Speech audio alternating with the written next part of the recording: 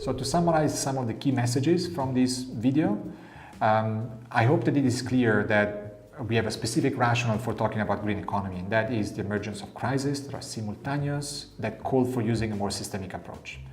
Now, the green economy at first emerged as a way of improving sustainable development.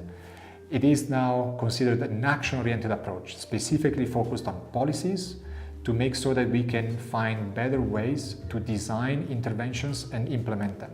The overall goal is to improve value for money, not only for companies and investors, but also for citizens and governments, in improving a system's performance for society as a whole, not only performance for specific sectors or economic actors in isolation. What we have seen in the last few years is exponential growth in the field for green economy and green growth.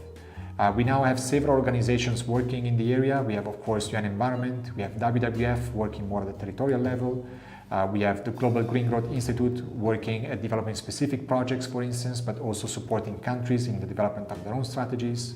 We have the International Institute for Sustainable Development working on infrastructure and supporting sustainable public procurement and sustainable infrastructure investments. So we have a variety of organizations that are working in this field. The vast majority of the UN organizations have emphasis in some programs on green economy. Several governments have their own strategies for green economy.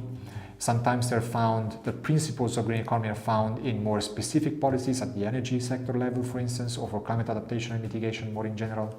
So we see, again, exponential growth in the use of methods and tools to quantify and forecast outcomes, because there is demand from the policy side to develop these tools, because there is more and more interest in what these policies and interventions, which translate in investments, can deliver. So of course this is crucial, and this growth is emerging because of the SDGs, because of the Sustainable Development Goals.